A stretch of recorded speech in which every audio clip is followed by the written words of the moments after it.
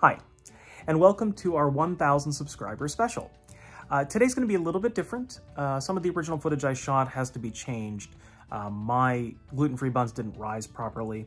They were still tasty, but they didn't turn out great. So I'm going to go ahead and do that again, and then I'll post the gluten-free Whopper section of this tomorrow or the next day, whenever. I believe probably tomorrow or Wednesday, depending on how I'm physically feeling. My shoulder's giving me some problems. I want to thank you so much for being one of our early subscribers and supporting this channel, and I really, really appreciate it. So today's going to be part one. This is going to be our gluten-free chicken tenderloins with our fat-free delicious ranch, and a special shout out to Together with Thomas, a really interesting YouTube channel about his family and some farming. So please check it out. His link is in the description. Have a wonderful day and enjoy this video.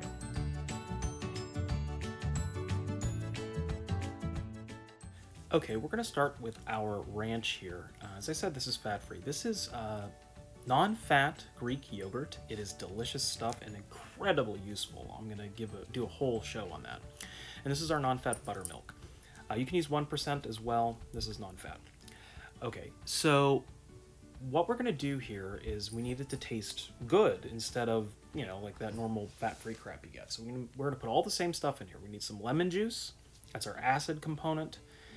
And then we're gonna need our herb mix. And our herb mix is gonna start with some dry dill, some dry chives, some garlic powder, some onion powder, all right, some parsley, there's getting better, and some bacon solids, the same ones I used before. Now you don't have to put this in. I do because I like it.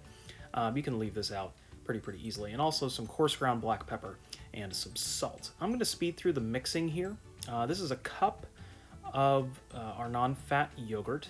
And we talked about ratios in our live stream about salad dressings and salads and steak. So I'm going to put a cup here, and then we're going to end up with a 3-to-1 ratio here. So that's technically our fat. And we're going to put the juice of half a lemon. That's really all you need. And that is, if you want to use concentrated lemon juice, that would be about 2 capfuls.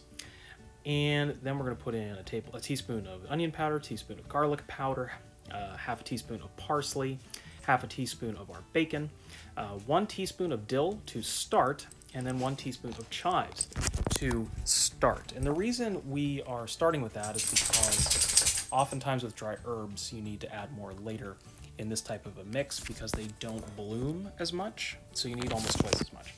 Now we're going to put in, after our pepper and salt, we're going to put in our buttermilk. This is the other component of our acid, and this is going to make our dip here. This is going to be slightly thicker than your average ranch dressing. If you were going to make this for salad, you'd put a little bit more buttermilk in here. When I say a little bit, I mean like another 2 tablespoons, and that will thin it out.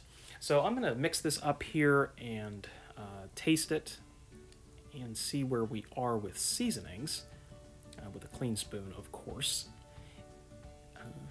I've apparently messed... There we go. Test this. Okay, so what we need to do now is add some more dill, some more chive, and some more parsley, because the garlic is very forward right now, and we want to balance it.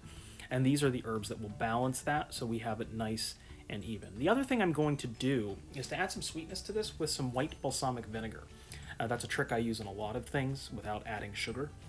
And you can put sugar in this, of course, if you'd like, but I do this, and it tastes absolutely great, so I recommend that. This recipe will be up on the website along with everything else, and that is ready to put in our fridge. Okay, on to the chicken.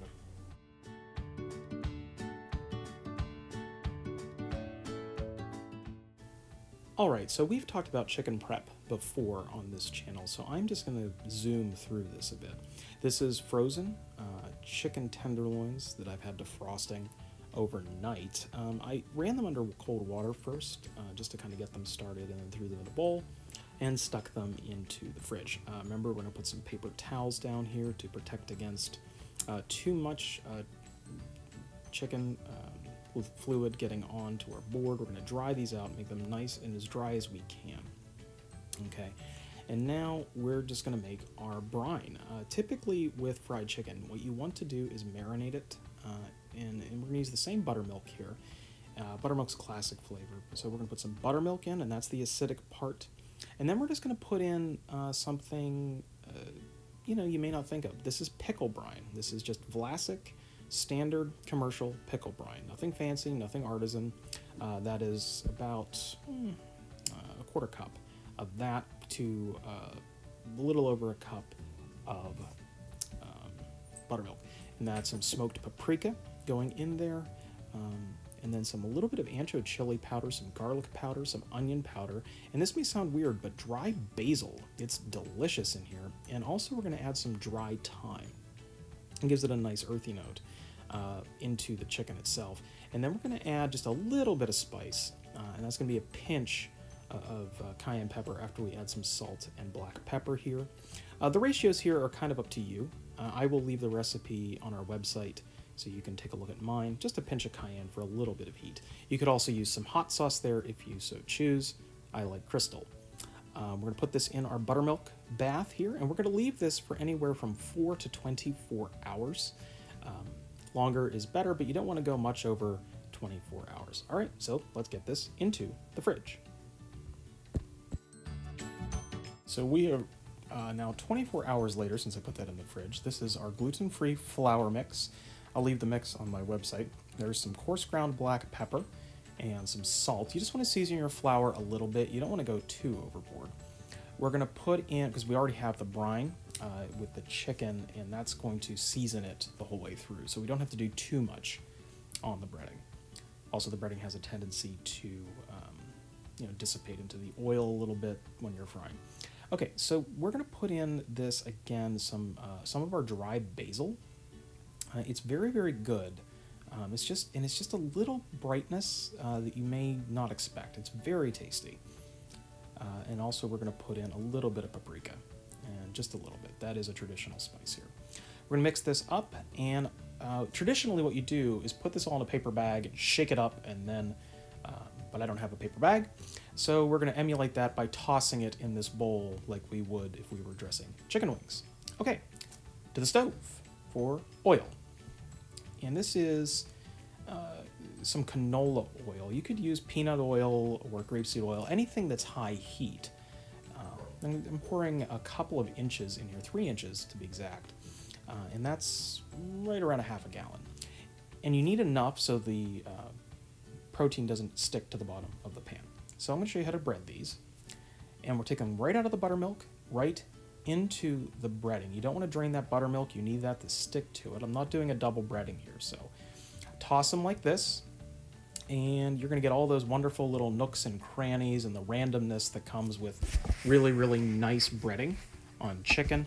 We're not going to put any breadcrumbs. We're not going to do anything fancy. We're not going to stick it back in an egg wash. This is all we need to do. All right, let's go back to the stove. Okay, now we need to temp our oil. A lot of times you see me using that guy. He's not going to work for this. So we need a long probe thermometer for that, which is, there goes my microphone. So that's why I'm doing a voiceover here. That guy. All right, so he is going to go into the oil there. And if you see that lattice pattern, that is what we're looking for. It should be about 250 degrees Fahrenheit when you see that pattern develop. All right, and we're going to drop these in at 350 once the oil hits that temperature. So I will see you back here when it is up to temp and ready to fry. We're going to go from right to left, from the bowl to the oil to the cooling rack. So if I can talk to you guys for just a second.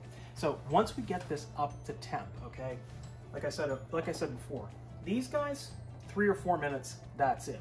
Lean meat, hot and fast, remember? Now, you may have heard a lot of people say 320, 325 degrees for fried chicken. Yes, if you're cooking a lot of big pieces with bones in it, you definitely need to do that because you need a lower temperature so it doesn't get black or brown, like black, so it doesn't burn. But this is high heat, and these are only going to cook really, really quickly. So that's all we need. All right, I'll see you in a bit when this is up to temp. All right, back to our narration here. We've hit temp. I hope you like those little cut-ins. I'm going to keep doing those. So we're at 339 there, but as soon as I grab this, and you notice I'm using my hand here, I'm going to show you how to do this.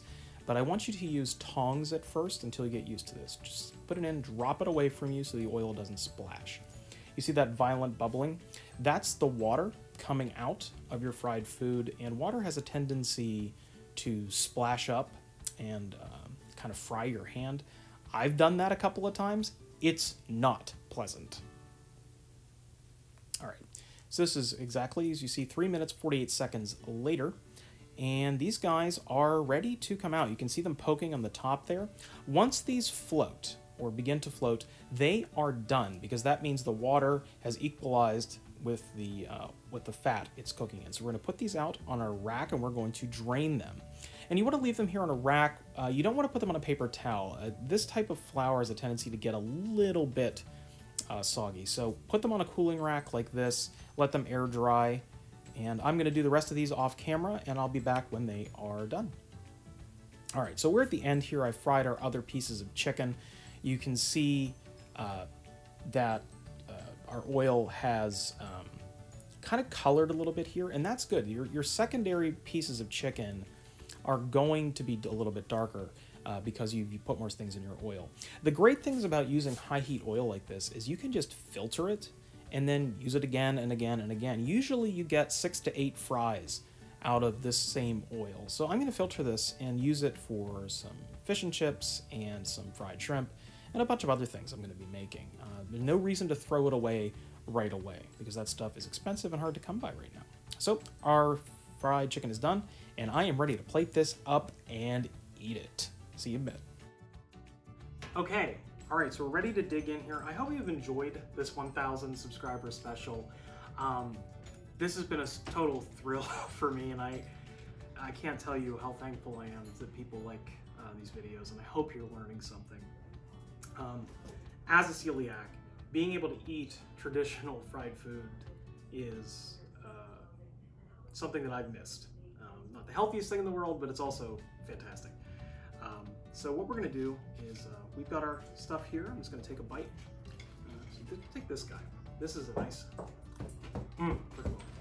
right into our ranch from earlier. Okay. Crispy, juicy, absolutely delicious. You make these, people are gonna rave about it. They're gonna love it. They're real easy. You saw how easy that was to make. Thank you again from the bottom of my heart. Please like and subscribe to this channel if you haven't already, and visit our website for more wonderful things like this.